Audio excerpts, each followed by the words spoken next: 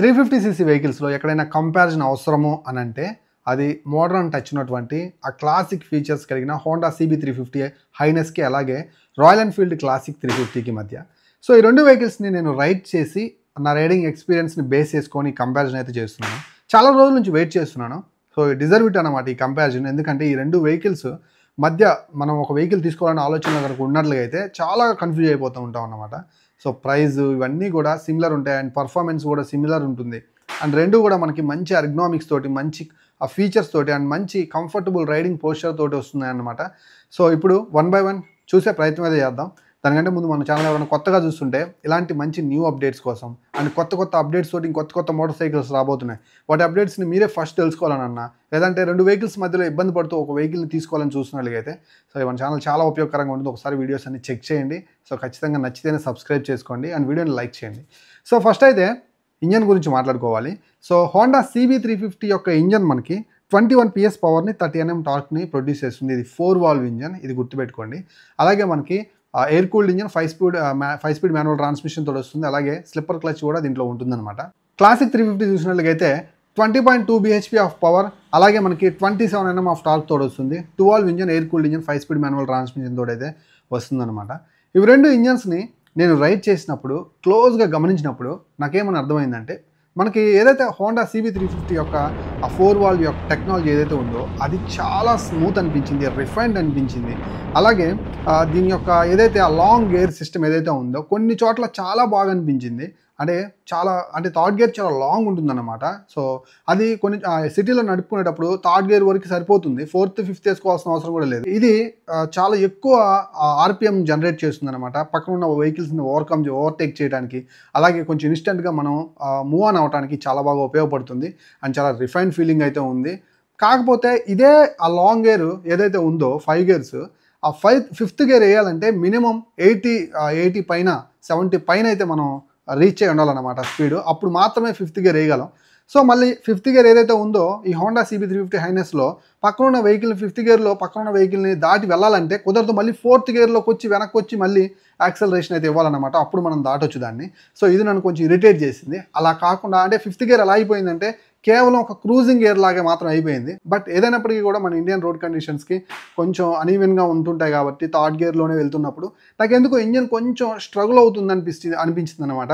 Load ఎక్కువ పడుతుంది engine మీద అన్న ఫీలింగ్ అయితే కలిగింది. ఇంకా క్లాసిక్ 350 విషయానికి వచ్చినట్లయితే మనకి ఆ 5 gearsలో ఆ పవర్ అనేది మంచిగా వెళ్తూ ఉంటుంది. అలాగే 27 Nm ఆఫ్ టార్క్ మనకు ఒక డీసెంట్ పుల్ అయితే ఆఫర్ చేస్తుంది.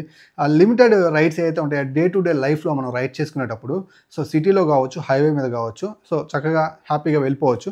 బట్ హోండా CB350 హైనెస్తో పోల్చుకుంటే అంత రిఫైన్నెస్ అనేది కొంచెం తగ్గుతుందన్నమాట. దట్ ఇది 2 valve ఇంజినే కాబట్టి సో మనకు ఆ ఫీల్ అయితే అర్థమైపోతుంది ఆటోమేటిక్గా. అలాగే రాయల్ ఎన్ఫీల్డ్ యొక్క ఎగ్జాస్ట్ ఆ తంబి ఎగ్జాస్ట్కి అయితే మాత్రం మనం ఫ్యాన్ అయిపోతాం అన్నమాట. అంత మంచిగా అయితే మాత్రం ఇది కూడా ట్యూన్ చేయడం అయితే జరిగింది. సో ఓవరాల్గా చూసుకున్నట్లయితే డే టు డే లైఫ్లో సిటీలో and limited occasional rides and long rides చేసేటప్పుడు ఇవి రెండు కూడా మిమ్మల్ని ఎక్కడ డిసప్పాయింట్ చేయవు. Now coming to the mileage, ఇవి రెండు కూడా ఆల్మోస్ట్ 35 kmpl మైలేజ్ అయితే ఈజీగా ఆఫర్ చేస్తాయి.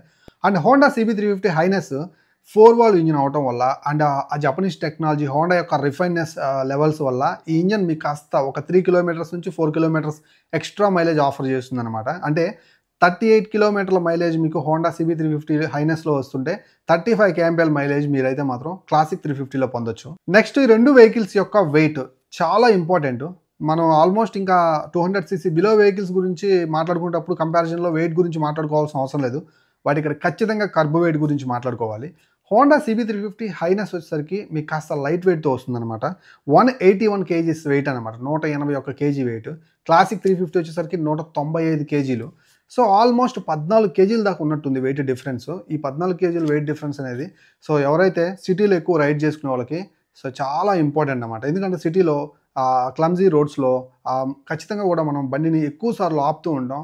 సో మన కాళ్ళ మీద నిలబెట్టాల్సిన పరిస్థితి అయితే వస్తుందన్నమాట. సో అలాగే హ్యాండిల్ బార్ కూడా మనం టర్న్స్ తీసుకునేటప్పుడు కూడా ఖచ్చితంగా ఆ వెయిట్ ఫీలింగ్ అయితే మన బాడీకి తెలుస్తుంది. సో ఈ విషయాలు వచ్చేసరికి ఈజీగా మేనేజ్ చేసుకునే విషయమే. సో ఈజీగా మనమైతే మాత్రం డే టు డే లైఫ్లో యూస్ చేసుకునే విషయమే. హోండా CB350 హైనెస్ అనేది చాలా బెటర్గా అయితే ఉంటుందన్నమాట. బట్ క్లాసిక్ 350 వచ్చేసరికి సిటీలో నడుపుకునేటప్పుడు సో ఖచ్చితంగా మనకు కాస్త ఇబ్బంది కలిగించే విధంగానే ఉంటుంది. ఎందుకంటే ఓవర్ టైం మనం సిటీ ట్రాఫిక్లో కండిషన్లో తిరిగేటప్పుడు ఖచ్చితంగా వెయిట్ ఫీల్ అనేది మనకు తెలుస్తుంది. బట్ ఇదే పాయింట్ ఇక్కడ మనకి మైనస్ కదా, ఇదే మనకి హైవే మీద వెళ్తున్నప్పుడు లాంగ్ టాప్ స్పీడ్లో ఒక స్టెబిలిటీ అనేది మనకు ఆఫర్ చేస్తుంటుంది. చాలా మంచి స్మూత్ స్టెబిలిటీ ఆఫర్ చేస్తుంటుంది అనమాట. మరి సిటీ కండిషన్లో ఎక్కువ నడుపుతాను, సో నాకు లైట్ వెయిటే మరీ ముఖ్యం అనుకున్నట్లయితే హోండా CB350 హైనెస్ అయితే మీరు హ్యాపీగా తీసుకోవచ్చు. నెక్స్ట్ ఈ రెండు వెహికల్స్ యొక్క seat height CB350 highness 800 mm అయితే ఉంటుంది. అలాగే క్లాసిక్ 350 వచ్చేసరికి 805 mm అయితే ఉంటుంది. ఇవి రెండు కూడా ఆల్మోస్ట్ 5.5 నుంచి అక్కడ నుంచి హైట్ ఉండే వాళ్ళకి బాగా యాప్ట్గా సూట్ అవుతాయి అన్నమాట. నెక్స్ట్ వీటి యొక్క సీట్ గురించి మాట్లాడుకున్నట్లయితే రెండు కూడా అండర్ థై సపోర్ట్ ఉన్నటువంటి సీట్ తోటి ఆఫర్ చేస్తున్నారు. సో రైడర్ సీట్ అయితే చాలా కంఫర్ట్ అయితే ఉంటాయి, రెండు కూడా చాలా బాగుంటాయి. సిటీలో నడుపుకునేటప్పుడు, హైవే మీద క్రూజ్ చేసేటప్పుడు అకేషనల్లీ ఇవి రెండు సీట్స్ మీకు చాలా సపోర్ట్ అయితే ఉంటాయి. రిలాక్స్డ్గా కూర్చోవచ్చు. హ్యాండిల్ బార్ పొజిషన్ కూడా మనకు అప్రైట్ అయితే వస్తుందన్నమాట, ఎక్కడ లీన్ అవ్వాల్సిన అవసరం లేదు. రిలాక్స్డ్గా ఒక కుర్చీలో కూర్చొని హ్యాపీగా అయితే మాత్రం మనం ట్రావెల్ చేయొచ్చు అనమాట. సో ఎక్కడ కూడా మనకి ఆ ఫెటిక్ ఉండదు అండ్ బ్యాక్ పెయిన్ ఇష్యూస్ అయితే రావన్నమాట. బట్ బ్యాక్ సైడ్ పిలియన్కి మాత్రం ఖచ్చితంగా కూడా ఈ రెండు వెహికల్స్ మీద ఎక్కడ కూర్చున్నా సరే లాంగ్ వెళ్ళే క్రమంలో ఒక 100 కిలోమీటర్లు దగ్గరికి రీచ్ అయ్యే టైంలో రెండింటికి బ్యాక్ సైడ్ పిలియన్ అయితే కంపల్సరీ కొంచెం ఇన్కన్వీనియంట్గా ఫీల్ అవుతాడు, ఎందుకంటే అంత వైడ్ అయితే ఉండదు కాబట్టి పిలియన్ కంఫర్ట్ కాస్త తగ్గుతుంది. నెక్స్ట్ ఈ రెండు వెహికల్స్ యొక్క గ్రౌండ్ క్లియరెన్స్ గురించి మాట్లాడుకున్నట్లయితే హోండా CB350 హైనెస్ వచ్చేసరికి 166 mm గ్రౌండ్ క్లియరెన్స్తో వస్తుంది. అలాగే మనకి క్లాసిక్ 350 170 mm గ్రౌండ్ క్లియరెన్స్ తోటి అయితే ఆఫర్ చేస్తున్నారు. రెండు కూడా ఆల్మోస్ట్ సేమ్ ఉన్నాయి, ఒక 4 mm తక్కువగా మనకైతే మాత్రం CB350 అయితే ఉంటుందన్నమాట హైనెస్. సో ఇది పెద్ద ప్రాబ్లం అయితే చేయదు. ఇండియన్ రోడ్ కండిషన్స్కి 165 160 అంటే ఎనఫ్. రెండు కూడా మీరు కొంచెం అన్ఈవెన్ రోడ్స్, ఆ పార్ట్ హోల్స్ ఉన్న ఏరియాలో దించినా కానీ ఎక్కడ ఇంజిన్కి కొంచెం కూడా తగిలే అవకాశం అయితే లేదన్నమాట సర్ఫేస్ అనేది. ఇంకా ఫ్యూయల్ ట్యాంక్ విషయానికి వచ్చినట్లయితే మనకి ఏదైతే హోండా CB350 హైనెస్లో 15 లీటర్స్ ట్యాంక్ ఉంటే క్లాసిక్ 350లో 30 లీటర్స్ ట్యాంక్ అయితే ఉంది. సో ఎక్కువ లాంగ్ రైడ్స్ చేసే వాళ్ళకి క్లాసిక్ 350 అనేది ఒక 2 లీటర్లు తగ్గుతుంది కాబట్టి, చిన్న ట్యాంక్ కాబట్టి సో కొంచెం అంటే మనం ఫిల్ చేసుకోవాల్సిన అవసరం అయితే వస్తుంది comparatively Honda CB350 highness. Next suspension గురించి మాట్లాడుకున్నట్లయితే రెండిట్లో మనకి ఫ్రంట్లో వచ్చేసరికి 41 mm టెలిస్కోపిక్ ఫోర్క్లో వస్తున్నట్లయితే back side dual shock absorbers అయితే వస్తున్నాయి. అండ్ రెండు వెహికల్స్ నేను కొంచెం అన్ఈవెన్ రోడ్లో, రఫ్ రోడ్స్లో కూడా నడపడం అయితే జరిగింది. సస్పెన్షన్ వైజ్ కొంచెం క్లోజ్గా చూస్తే నాకు ఏమర్థమైందంటే స్లైట్లీ ఒక 10% ఎక్స్ట్రా ఆ స్మూత్నెస్ అనేది హోండా CB350 హైనెస్లో ఉందన్నమాట. కొంచెం మంచిగా ట్యూన్ చేశారు. క్లాసిక్ 350 మనకి యావరేజ్ సస్పెన్షన్ ఆఫర్ చేస్తూ ఉంటే మనకి ఏదైతే CB350 హైనెస్ అనేది కొంచెం అబోవ్ యావరేజ్ సస్పెన్షన్ అయితే ఆఫర్ చేస్తూ ఉంది. సో సస్పెన్షన్ వైజ్ ఆ లిటిల్ కొంచెం అయినా సరే మీకు చాలా ఇంపార్టెంట్ అనుకుంటే హోండా CB350 హైనెస్ అయితే మీరు తీసుకోవచ్చు. ఇంకా ఈ రెండు చాలా ఎక్కువ వెయిట్ ఉన్న వెహికల్స్కి కంపల్సరీ కూడా టైర్స్ అండ్ బ్రేకింగ్స్ చాలా ఇంపార్టెంట్. డ్యూయల్ ఛానల్ ABSకి సపోర్ట్ చేస్తుంది అనమాట.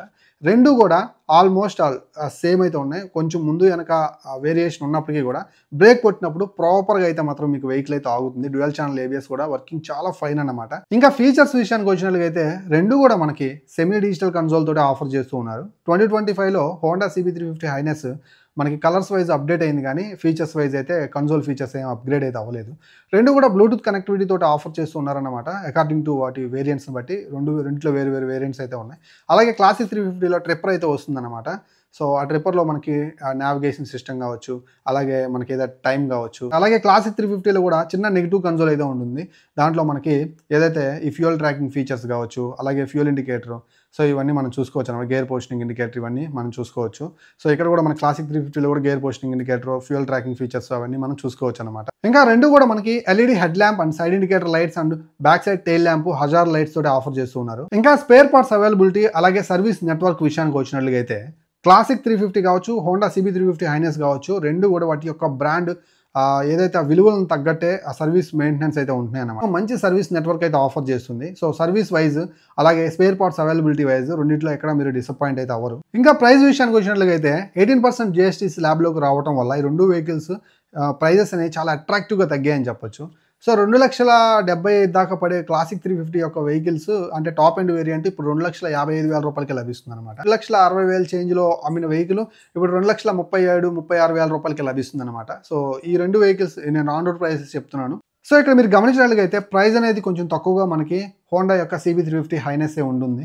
సో స్ట్రిక్ట్గా మీ బడ్జెట్ అనేది 2,30,000 రూపాయలకి దగ్గరలో కనుక ఉన్నట్లయితే మీకు హోండా CB350 హైనెస్ అనేది ఖచ్చితంగా best value for money vehicle అవుతుంది అనమాట. మీరు హ్యాపీగా కొనుక్కోవచ్చు మీ బడ్జెట్ స్ట్రిక్ట్ అయినట్లయితే.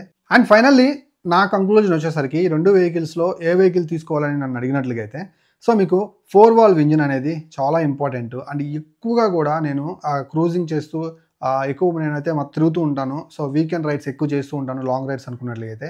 అలాగే వైబ్రేషన్ లెస్, అలాగే చాలా రిఫైన్డ్ అండ్ స్మూత్ ఇంజిన్ కనుక మీరు చూద్దాం అనుకున్నట్లయితే, అండ్ లో వెయిట్, చాలా తక్కువ వెయిట్‌లో వెహికల్ అండ్ సిటీలో నడిపించుకునేటప్పుడు గానీ, ఇవన్నీ మీరు గమనించినట్లయితే హోండా CB350 హైనెస్ తీసుకోవడానికి అసలు మీరు వెనకాడాల్సిన అవసరం లేదు.